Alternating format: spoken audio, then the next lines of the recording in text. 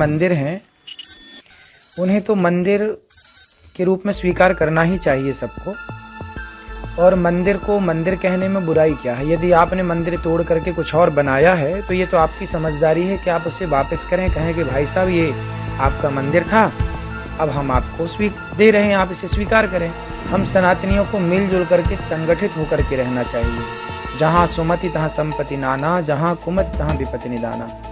हम संगठित रहेंगे तो क्या बुराई होगी? संगठित रहें, बहुत अच्छा है। तो संगठन में बहुत बड़ी ताकत है।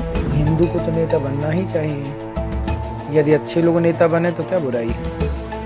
दूसरा ये है कि जहाँ मंदिर हैं उन्हें तो मंदिर के रूप में स्वीकार करना ही चाहिए सबको। और मंदिर को मंदिर कहने में बुराई क्या है? यदि आपने मंदिर तोड़ करके कुछ और बनाया है तो ये तो आपकी समझदारी है कि आप उसे वापस करें, कहें कि भाई साहब ये आपका मंदिर था, अब हम आपको दे रहे हैं, आप इसे स्वीकार करें। क्योंकि वो किसी कालखंड में तोड़ा गया। क्यों तोड़ा गया? क्या और जगह नहीं थी मस्जिदें बनाने की? तो मंदिर तोड़ के ही क्यों बनाना है? आज कोई मस्जिद तोड़ के मंदिर बनाए तो हम ही कहेंगे कि गलत है।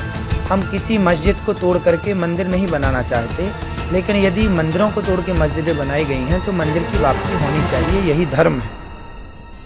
जिस तरीके से महाराज जी अब चल रहा है कि मंदिर निकल रहे हैं, उन्होंने इसको लेकर भी चिंता जताई है और कहा है कि ऐसा नहीं होना चाहिए। हमारा मेन मंदिर राम मंदिर को लेकर सभी मंदिर मैन हैं, सभी मंदिर मैन हैं। और सभी मंदिरों में यदि सनातन के अवशेष हैं तो मतलब तोड़ा ही गया है ना मंदिर, बड़ा हो या छोटा हो। बात धर्म की है कि भाई धर्म क्या आपको मंदिर तोड़ करके कुछ और बनाने की इजाज़त देता है?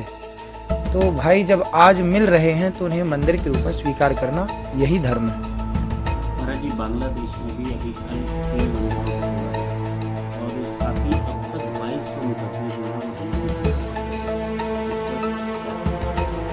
इसलिए कहते हैं कि जल्दी से जल्दी जनसंख्या नियंत्रण कानून भारत में आए, और जनसंख्या नियंत्रण कानून आएगा तो ही ये देश आगे चलकर सुरक्षित होगा। वरना हमने कई बार कहा है कि बांग्लादेश से भगाए गए तो भारत आए, पाकिस्तान से भगाए गए तो भारत आए, जम्मू कश्मीर से भगाए गए तो भारत के कोने कोने में गए।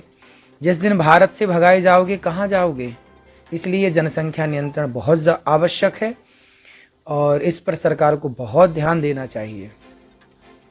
एक योगी जी ने भी आज बयान दिया है कि सनातन की जो सभ्यता है उसको रखने के लिए सनातन की रक्षा बहुत ज़्यादा जरूरी है और उसके लिए आगे आना चाहिए। सनातन के लिए तो सबको आगे आना चाहिए। सनातन के लिए तो हम सनातनियों को मिलजुल करके संगठित होकर के रहना चाहिए। जहाँ सुमति तहाँ संपत्ति नाना, जहाँ कुमति तहाँ विपत्ति निदाना।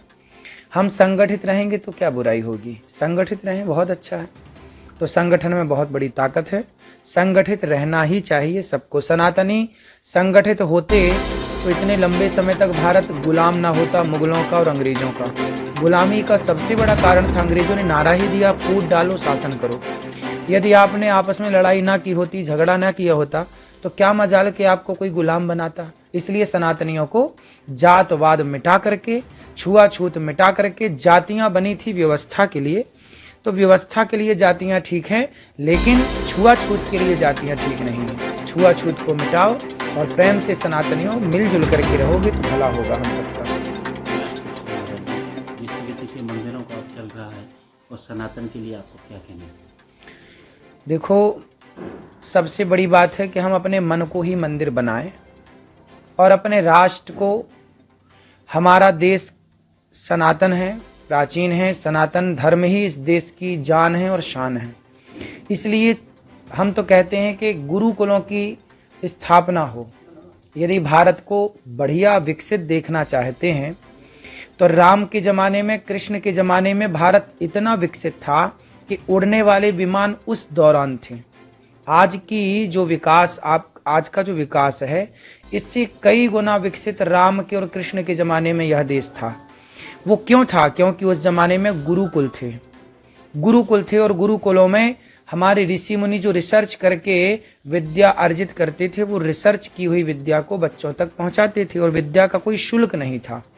इसलिए भारत तब कैसा था? तब विश्वगुरु था। जब से स्कूल आए तो विश्वगुरु पता नहीं कहाँ चला गया। अब पुनः विश्व गुरु बनाने के लिए हमें इस गुरुकुलों की स्थापना करनी चाहिए। हम उस गुरुकुल में सारे विषय पढ़ाएं, सारी भाषाएं पढ़ाएं, पर मूल रूप से अपने वैदिक सिद्धांत को पढ़ाएं।